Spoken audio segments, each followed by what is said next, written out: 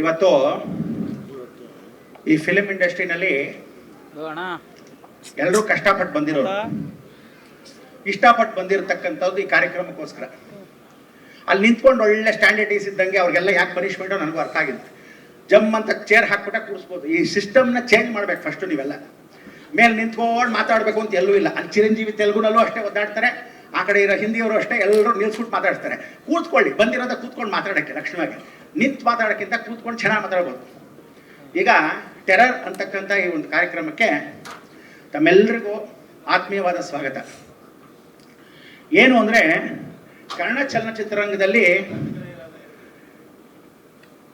ಸುದೀಪು, ದೀಪು, ದರ್ಶನ್, ಅಪ್ಪು ಇವರೆಲ್ಲರೂ ಸಮಕಾಲೀನರು ನಮ್ಮ ಆದಿತ್ಯಗೆ.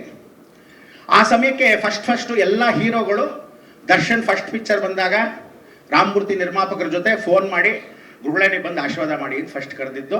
ಆ ಸಮಯಕ್ಕೆ ದರ್ಶನ್ ಕರೆದಾಗ ಫಸ್ಟ್ ಪಿಕ್ಚರ್ಗೆ ಆ ಟೈಮಿಗೆ ನಾನೇ ಬಂದೆ. ದೀಪು ಸ್ಪರ್ಶ ಬಂದಾಗ ಸುನಿಲ್ ಕುಮಾರ್ ದೇಸಾಯಿ ದೀಪು ಬಂದು ಕರೆದಾಗ ಆ ಪಿಕ್ಚರ್ಗೆ ಫಸ್ಟ್ ಬರೆದಾಗ ಆ ಸಮಯಕ್ಕೆ ಹೀರೋನು ಪೂಜೆ ಮಾಡಿ ಇಬ್ಬರಿಗೂ ಒಳ್ಳೆ ಆಶೀರ್ವಾದ ಆಗಿ ಅವತ್ತು ಫಸ್ಟ್ ಪಿಕ್ಚರ್ ಕರೆದ್ರು. ತದನಂತರ ಅಪ್ಪು ಪಿಕ್ಚರ್ಗೆ ಪಾರ್ವತಮ್ಮ ಅವರು ಬರಬೇಕು ಶರ್ಮಾ ನೀನು ಅಂತ ಹೇಳಿ ನನ್ನ ಕರೆದಿರ್ತಕ್ಕಂಥದ್ದು. ಅದು ಮೊಟ್ಟ ಮೊದಲ ಪಿಕ್ಚರ್ಗೆ ಅಲ್ಲೂ ಪೂಜೆ ಮಾಡಿದಾಗ ಆ ಪಿಕ್ಚರ್ಗೆ ಫಸ್ಟ್ ಲಾಂಚ್ ಮಾಡೋ ಸಮಯಕ್ಕೆ ಕರೆದ್ರು. ಇವತ್ತು ರಾಜನ್ ಸಿಂಗ್ ಬಾಬು ಅವ್ರ ಮಗ ಆದಿತ್ಯ ಕರೆದು ದಯವಿಟ್ಟು ಬರಬೇಕು ಗುರುಗಳೇ ಅಂತ ಹೇಳಿ ಅಪ್ಪ ಅವರು ಆಶೀರ್ವಾದ. ಇವತ್ತು ಒಂದು ಒಳ್ಳೆ ಮತ್ತೊಂದು ಸಲ ಕಾಲಿಡ್ತಾ ಇದೆ. ನೀವೆಲ್ಲ ಅನ್ಕೊಂಡು ಹಾಗೆ ಟೆರರ್ ಪಿಕ್ಚರ್ ಮೊದಲನೇ ಪಿಕ್ಚರ್ ಅಲ್ಲ ಆದಿತ್ಯಂದು, ಮೊದಲೇ ಕಾಲಿಟ್ಟಿದ್ದಾನೆ. ಆದರೆ ಕನ್ನಡ ಚಿತ್ರರಂಗ ಬಹಳ ಜನ ಹೊಟ್ಟೆ ಕಿಚ್ಚು ಜನ ಜಾಸ್ತಿ ನಮ್ಮಲ್ಲಿ. ಎಷ್ಟೋ ಜನ ಪ್ರಕಾಶ್ ರಾಯ್ ಅಂತವರು, ರಜನಿಕಾಂತ್ ಅಂತವರು ಹಳೇಬ್ರನ್ನೆಲ್ಲ ಏನು ಮಾಡ್ತಾರೆ, ಸುಂದರರಾಜ್ ಅವ್ರು ಹೇಳ್ದಂಗೆ ತಮಿಳ್ ಪಿಕ್ಚರ್ಗೆ ಯಾಕೆ ಹೊಟ್ಟೋಗ್ತಾರೆ ಅಂದರೆ ಕನ್ನಡದಲ್ಲಿ ಗೌರವ ಕೊಡಲ್ವಲ್ಲ ಅಂತ ಬೇಜಾರು ಮಾಡ್ಕೊಂಡ್ಬಿಡ್ತಾರೆ. ಅವ್ರೇನು ಚೆನ್ನಾಗಿರಲ್ವಾ, ಲಕ್ಷಣವಾಗಿರಲ್ವಾ, ಆ್ಯಕ್ಟ್ ಮಾಡಲ್ವಾ, ನಂಗೆ ಅರ್ಥ ಆಗಲ್ಲ. ಆಗಲೇ ಇನ್ನೊಂದು ಸುಂದರರಾಜ್ ಅವರು ಹೇಳಿದ್ರು, ಹಳೇ ಪಿಕ್ಚರ್ಗಳಲ್ಲಿ ಕನ್ನಡ ಪಿಕ್ಚರ್ಗಳನ್ನ ರೀಮೇಕ್ಗೋಸ್ಕರ ಬೇರೆ ಭಾಷೆಗಳನ್ನ ತಗೊಳ್ತಿದ್ರು. ಅಂಥದ್ರಲ್ಲಿ ಇವತ್ತು ಕನ್ನಡ ಪಿಕ್ಚರ್ನ ತಗೊಂಡು ಗೌರವ ಘನತೆ ಎಲ್ಲರೂ ಏನಾಗಿದೆ, ಭಾರತ ದೇಶ ಇರ್ತಕ್ಕಂಥ ಎಲ್ಲ ಬೆರಕೆ ಸಂಸಾರ ಇರ್ತಕ್ಕಂಥವ್ರೆಲ್ಲ ಮಿನಿ ವರ್ಲ್ಡ್ ಆಗೋಗಿದೆ. ಎಲ್ಲರೂ ಬಂದು ಇಲ್ಲೇ ಸೇರ್ಕೊಂಡ್ಬಿಟ್ಟಿದ್ದಾರೆ. ಸೊ ನಾವೆಲ್ಲೋ ಬೇರೆ ಇದೀವ, ಬೇರೆಯವರ ಅನ್ಸ್ಬಿಡುತ್ತೆ. ಅಂಥದ್ರಲ್ಲಿ ಅಂಥ ದೊಡ್ಡ ಸಂಸ್ಥೆ 100 ವರ್ಷ ಆಗ್ತಾ ಬರುತ್ತೆ ಇನ್ನು ಸ್ವಲ್ಪ ದಿವಸದಲ್ಲಿ. ಅಂತ ರಾಜೇಂದ್ರ ಸಿಂಗ್ ಬಾಬು ಅವರ ವಂಶಸ್ಥರು, ಅವರ ತಾಯಿಯವರು, ಅವರ ಸಹೋದರಿ ಕೂಡ ನಿರ್ದೇಶಕರಾಗಿ ಎಷ್ಟೋ ಜನ ಇವತ್ತಿನ ದಿವಸ ಊಟ ಉಪಚಾರಗಳನ್ನು ಹಾಕಿ ಅವರ ಒಂದು ಸಂಸ್ಥೆಯಲ್ಲಿ ಪುಟಾಣಿ ಏಜೆಂಟ್ 1, 2, 3 ಇಂದ ಹಿಡಿದು ಅವರಲ್ಲಿ ಬಾಲ್ಯ ನಟನಾಗಿ ಎಷ್ಟೋ ಕಾರ್ಯಕ್ರಮಗಳನ್ನು ನನಗೆ ಕರೆದು ಬಾ ಅಂತ ಹೇಳಿದಾಗ ಇಂಥ ಒಂದು ಸಂಸ್ಥೆ 100 ವರ್ಷ ಆಗ್ತಾ ಬರ್ತಾ ಇದೆ. ಅವರ ಮಗನ್ನ ಇವತ್ತು ಯಾರೋ ಒಂದು ನಿರ್ಮಾಪಕರು ಧೈರ್ಯ ಮಾಡಿದಾರಲ್ಲ, ಆ ಸಿಲ್ಕ್ ಮಂಜುಗೆ ಶಬಾಷ್ ಅಂತ ಹೇಳಬೇಕು. ಅವರಿಗೆ ದೀರ್ಘಾಯುಷ್ ಕೊಡ್ಲಿ. ಎಲ್ಲರೂ ಹೇಳ್ತಾರೆ ಐರನ್ ಲೆಗ್ಗು ಅಥವಾ ಅವ್ನು ಮಾಡ್ಕೊಂಡ್ರೆ ಆಗಲ್ಲ, ಮೇಲ್ ಬರೋಕ್ಕೆ ಸಾಧ್ಯ ಇಲ್ಲ, ಯಾಕೆ ಮಾಡಬೇಕು ಅಂತ. ಬೇರೆಯವ್ರು ಕರ್ಕೊಂಡು ಮಾಡ್ತೀರಾ, ಅವ್ರನ್ನೆಲ್ಲ ಮೇಲ್ ಬರೆಸ್ತೀರಾ, ಅವ್ರು ಆಗಲ್ವಾ? ರಮ್ಯಾ ಕೃಷ್ಣನ್ ಐರನ್ ರೆಗ್ ಅಂದ್ರು, ಆ ಸಮಯದಲ್ಲಿ ರಾಘವೇಂದ್ರ ರಾವ್ ಕರೆದು ಏನು ಬೇಕಾಗಿಲ್ಲ ಕರೆದು ಅವಳು ಕರೆದು ಮತ್ತೆ ರೀಲಾಂಚ್ ಮಾಡಿದ್ರು. ಯಾಕಾಗಿಲ್ವಾ? ಎಷ್ಟೋ ಜನ ಮಾಡಿರ್ತಕ್ಕಂಥದ್ರಲ್ಲಿ ಇವತ್ತಿಗೂ ಆ ಸಮಯ ಬರಬೇಕು. ಯಾವತ್ತು ಕಾಲಾತೀತವಾಗಿ ಸಮಯ ಬರುತ್ತೋ ಅದಾಗ ಯಾರು ಹಿಂದೆ ತೆರೆಯಕ್ಕಾಗಲ್ಲ.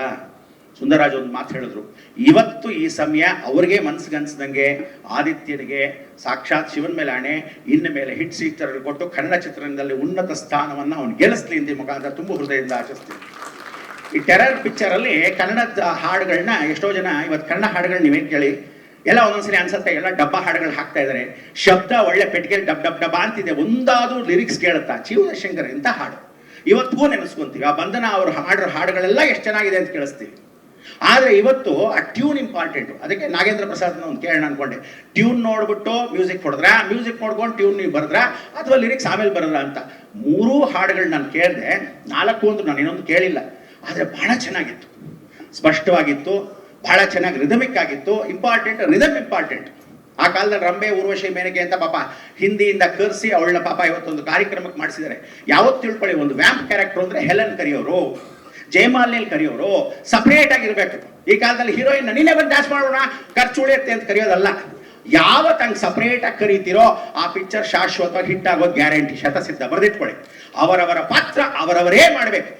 ಆವಾಗ ಏನಾಗತ್ತೆ, ರಾಹು ಶುಕ್ರ ಎರಡೂ ಇದ್ದರೆ ಈ ತರ ವ್ಯಾಮ್ ಕ್ಯಾರೆಕ್ಟರ್ ಒಂದು ಡ್ಯಾನ್ಸ್ ಇದ್ರೆ ಶುಭ. ಒಂದು ಟೈಟಲ್ ಕ್ಯಾರೆಕ್ಟರ್, ಆ ಟೈಟಲ್ ಟೆರರ್ ಅಂದಿದ್ದು ಎಷ್ಟು ಚೆನ್ನಾಗಿದೆ ಅಂದ್ರೆ ಫಸ್ಟ್ ಕ್ಲಾಸ್ ಆಗಿತ್ತು. ಅದಾದ ಮೇಲೆ ಒಂದು ಸ್ಲೋ ಬ್ಯಾಕ್ಗ್ರೌಂಡ್ನಲ್ಲಿ ಎಲ್ಲ ಹಳೆಯ ಆರ್ಟಿಸ್ಟ್ಗಳನ್ನ ಕರೆದ್ರು, ಕೀರ್ತಿರಾಜನ್ನು ಕರೆದಿದ್ರು, ಬಹಳ ಸಂತೋಷ ಪಟ್ಟೆ. ಅಲ್ಲಿ ಹಳೆಬರನ್ನೆಲ್ಲ ಕರೆದು ಇವತ್ತು ಕನ್ನಡದಲ್ಲಿ ಗೌರವಿಸ್ತಕ್ಕಂಥದ್ದು. ಯಾರಾದ್ರೂ ಬಂದ್ರೆ ಮೊದಲು ರಾಜೇಂದ್ರ ಸಿಂಗ್ ಬಾಬು ಬಂದ್ರೆ ನೀವೆಲ್ಲ ಹಿಂಗೆ ಕೂತ್ಕೋಬೇಕಾಗಿರ್ಲಿಲ್ಲ, ಎದ್ದು ನಿಂತ್ಕೋಬೇಕಾಗಿತ್ತು. ಎಲ್ಲ ವಿಷ್ಣುವರ್ಧನ್ ಎಲ್ಲರೂ ನಿಂತ್ಕೊಳ್ಳೋರು. ಡೈರೆಕ್ಟರ್ ನಿರ್ದೇಶಕರ ಗೌರವ ಕೊಡ್ತಿದ್ರು. ನಿರ್ಮಾಪಕರು ಬರ್ತಾ ಇದ್ರೆ ಹೀರೋ ಹೀರೋಯಿನ್ ಅಂದ್ರೆ ಹೀರೋಯಿನ್ ಕೂತ್ಕೊಂಡಿದ್ರೆ ನಿರ್ಮಾಪಕರು ಬಂದು ಕೈ ಕಟ್ಕೊಂಡು ನಿಂತ್ಕೊಂಡಿದ್ರು, ಅವ್ರನ್ನ ಕಾಪಾಡ್ತಾ ಇದ್ರು. ಈ ಕಾಲದಲ್ಲಿ ಹಂಗಲ್ಲ, ಹೆಂಗಾದ್ರೂ ಹಾಳಾಗೋಗ್ಲಿ ಅಂತ. ಸಿಲ್ಕ್ ಮಂಜುನ ಇವತ್ತಿನ ದಿವಸ ಧೈರ್ಯ ಮಾಡಿ ಒಂದೊಳ್ಳೆ ಕಥೆಯನ್ನ ಒಪ್ಸಿರ್ತಕ್ಕಂಥದ್ದು ಯಾರು ಅಂದ್ರೆ ರಾಜನ್ ಶಿವರಾಮ್. ಆ ರಾಜನ್ ಶಿವರಾಮು ಅವ್ರ ಮನ್ಸಲ್ಲಿ ದೂರಿ ಒಳ್ಳೆ ಕಥೆಯನ್ನ ಯಾರು ಮಾಡೋಣ ಅಂದಾಗ ಅವನು ಆರಿಸ್ಕೊಂಡಿದ್ದಾನಲ್ಲ, ನಿಜವಾಗ್ಲೂ ಮೊಟ್ಟ ಮೊದಲ ಚಿತ್ರ ಆಗಿದ್ರು ತುಂಬಾ ಚೆನ್ನಾಗಿದೆ. ಅವನಿಗೆ ಪ್ರೋತ್ಸಾಹ ಕೊಟ್ಟು ಇನ್ಮೇಲೆ ಕನ್ನಡ ನಿರ್ದೇಶಕರಲ್ಲಿ ಅವನಿಗೂ ಒಂದೊಳ್ಳೆ ಸ್ಥಾನ ಕೊಟ್ಟು ಒಳ್ಳೆ ಒಳ್ಳೆ ಪಿಕ್ಚರ್ಗಳು ನಿರ್ದೇಶನ ಮಾಡಿ. ನಾನು ನೋಡಿ ಅಲ್ಲಿರ್ತಕ್ಕಂಥ ಮೇಕಿಂಗು, ಅಲ್ಲಿರ್ತಕ್ಕಂಥ ಟ್ಯೂನಲ್ಲಿ ಆ ಮ್ಯೂಸಿಕ್ಕು, ಅದ್ರಲ್ಲಿ ಬ್ಯಾಕ್ ಗ್ರೌಂಡ್ ಇಂಪಾರ್ಟೆಂಟು. ನೀವು ಫಿಲ್ಮ್ನ ಇಳಿಯರಾಜ ಎಂತ ಸತ್ತೋಗಿದ್ದ ಪಿಕ್ಚರ್ನು ಕೂಡ ಹಿಂದೆ ಬ್ಯಾಕ್ ಗ್ರೌಂಡ್ ಮ್ಯೂಸಿಕ್ ಕೊಟ್ಟು ಗೆಲ್ಸಿರೋದುಂಟು. ಅದು ರಜನಿಕಾಂತ್ ಅವಾಗ ಇಳಿಯರಾಜ ಹೇಳ್ತಾರೆ, ಈ ಪಿಕ್ಚರ್ ಅಲ್ಲಿ 3 ಹಾಡು ಹಿಟ್ ಆಗಿದೆ ಅಂದ್ರೆ ಒಂದು ಪಿಕ್ಚರ್ ಅಲ್ಲಿ 1 ಹಾಡಾಗಿ ಹಿಟ್ ಆಗೋದೇ ಕಷ್ಟ. ಅಂತದ್ರಲ್ಲಿ 3 ಹಿಟ್ ಆಗಿದೆ. ಯಾವತ್ತು ತಿಳ್ಕೊಳ್ಳಿ, ಹಿಟ್ ಮಾಡ್ಬೇಕಂದ್ರೆ ಪಿಕ್ಚರ್ ಪೂರ್ತಿ ಹಿಟ್ ಸಾಂಗ್ಸ್ ಇರ್ಬೇಕೆ ಹೊರತು ಕೂತ್ಕೊಂಡು ಎಲ್ಲೋ ಕೂತ್ಕೊಂಡು ಕೇಳೋದಲ್ಲ. ಒಳಗಡೆ ಹೋದ ತಕ್ಷಣ ಹೊರಗಡೆ ಬಂದ ತಕ್ಷಣ ಯಾವ ಹಾಡಪ್ಪ ಏನೋ ಅರ್ಥ ಆಗಲ್ಲ ಅಂತ. ನೀವು ಅದೇ ಬೊಂಬೆ ಹಾಡು ಅಂತ ಇವತ್ತು ಹಾಕಿದ್ರು, ನೀವು ಏನ್ ಗುರುಗಳೇ ಬೊಂಬೆ ಹಾಡು ನೀವು ಮಾತಾಡ್ತಿದ್ದ ಟ್ಯೂನ್ ಚೆನ್ನಾಗಿದೆ, ಆ ಟ್ಯೂನ್ ಸ್ವಲ್ಪ ತೆಲುಗು ತಮಿಳು ಎಲ್ಲ ಮಿಕ್ಸ್ ಆಗಿದೆ. ಇದು 5 ಭಾಷೆಗಳಿಗೆ ಹೋಗಿ ಪ್ಯಾನ್ ಇಂಡಿಯಾ ಚಿತ್ರ ಆದಂಗೆ ಅವನ್ನ ಒಳ್ಳೆ ಮಲಯಾಳದವರು, ಒಳ್ಳೆ ಹಿಂದಿಯವರು, ಒಳ್ಳೆ ವಿಶೇಷವಾಗಿರೋ ತೆಲುಗುನವ್ರನ್ನ ಅವನ್ನ ಆರಿಸ್ಕೊಂಡು ಈ ಪಿಕ್ಚರ್ ಇಂದ ಬಹಳ ಚೆನ್ನಾಗಿ ಆಶೀರ್ವಾದ ಪೂರ್ವಕವಾಗಿ ಯಶೋಕೀರ್ತಿ ಪದವಿ ಅವನಿಗೆ ಸಿಗ್ಲಿ ಅಂತ ನಾನು ತುಂಬ ಹೃದಯದಿಂದ ಆಚರಿಸ್ತೀನಿ. ವಿಶೇಷವಾಗಿ ಅವ್ರಿಗೆ ಭಗವಂತ ಆಯುರಾರೋಗ್ಯ ಕೊಟ್ಟು ಐಶ್ವರ್ಯ ಕೊಡ್ಲಿ. ಆಮೇಲೆ ಕೆಲವರೆಲ್ಲ ಇದ್ದಾರೆ ಈಗೋಗಳು, ಕೆಲವು ಹೀರೋಗಳು ಒಂದೇ ಪಿಕ್ಚರ್ ಮಾಡಿರ್ತಾರೆ. ಡಬ್ಬ ನನ್ನ ಮಕ್ಕಳು ಅಲ್ಲೆಲ್ಲೋ ನಡ್ಕೊಂಡು ಹೋಗ್ತಾ ಇರ್ತಾರೆ, ಬರ್ತಿರ್ತಾರೆ, ನಾನೇ ದೊಡ್ಡ ಹೀರೋ ಅಂತಾರೆ. ಸಾವಿರಾರಲ್ಲಿ 100 ಪಿಕ್ಚರ್ 60 ಪಿಕ್ಚರ್ ಮಾಡಿದವರು ಕೈ ಕಟ್ಕೊಂಡು ಎಲ್ಲೋ ಇರ್ತಿದ್ರು. ಡಾಕ್ಟರ್ ರಾಜ್ಕುಮಾರ್ ಅವರು 200 ಚಿತ್ರ ಮಾಡಿದ್ರು ಪಕ್ಕದಲ್ಲಿ ಕೂತ್ಕೊಂಡು ಎಸ್ ನಾರಾಯಣ ಹತ್ರ ಹೇಗ್ ಮಾಡ್ಬೇಕಪ್ಪ, ಹೇಗ್ ಮಾಡ್ಬೇಕು ಅಂತ ಕೇಳ್ಕೊಂಡು. ಅದು ನಯಾವಿನಯ, ಅದು ದೊಡ್ಡ ಮನೆ ಲಕ್ಷಣ.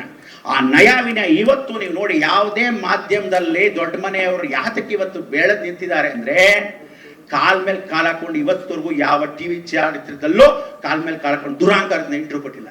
ಗೌರವದಿಂದ ತಗ್ಗಿ ಬಗ್ಗಿ ನಡೆದಿರ್ತಕ್ಕಂಥ ಅದು ನಮ್ಮ ಸಂಸ್ಕಾರ. ಅದಕ್ಕೆ ಇವತ್ತು ಹೊರಗಡೆ ಪರಭಾಷೆದವರು ಬಹಳ ಜನ ಬಂದ್ಬಿಟ್ಟಿದ್ದಾರೆ. ಇವತ್ತು ನಮ್ಮಲ್ಲಿ ನೀವು ಗೊತ್ತಿಲ್ಲದೆ ಏನು ಮಹೇಶ್ ಬಾಬು ಇದ್ದಾನೆ, ನಮ್ಮ ಕಪಾಲಿ ಚಿತ್ರ ಎಷ್ಟು ದೊಡ್ಡ ಚಿತ್ರ, ಅಂಥ ಚಿತ್ರಮಂದಿರ ಡಲ್ಬಿ ಶೋರೂಮ್ ಇದ್ದಂಗೆ ಫಸ್ಟ್ ಕ್ಲಾಸ್ ಆಗಿ ಮಾಡಿ ಒಳ್ಳೆ ಮಾಲ್ ಇದ್ದಂಗೆ ಅಂಥ ಒಂದು ಚಿತ್ರಮಂದಿರ ಕಟ್ಟಿದ್ದಾರೆ. ಅಂಥ ಒಂದು ಚಿತ್ರಮಂದಿರದಲ್ಲಿ ಇಂಥ ಒಂದು ಪಿಕ್ಚರ್ಗಳಿಗೆ ಅವಕಾಶ ಮಾಡಿಕೊಡ್ಬೇಕು ನೀವುಗಳು. ಅದಕ್ಕೆ ಕನ್ನಡ ಚಿತ್ರರಂಗಕ್ಕೆ ಫಸ್ಟ್ ಅವಕಾಶ ಮಾಡಿಕೊಡಿ, ತದನಂತರ ಬೇರೆ ಚಿತ್ರಗಳಿಗೆ ಅವಕಾಶ ಕೊಡಿ. ಅದಾದ್ಮೇಲೆ ರೇಟ್ ಜಾಸ್ತಿ ಮಾಡಿ ಕಮ್ಮಿ ಮಾಡಿ ಅಂದ್ಕೊಂಡು ಎಲ್ಲರ ಹತ್ರ ಭಿಕ್ಷೆ ಬೇಡದಂಗೆ ಕೇಳಂಗೆ ಆಗ್ಬಾರ್ದು.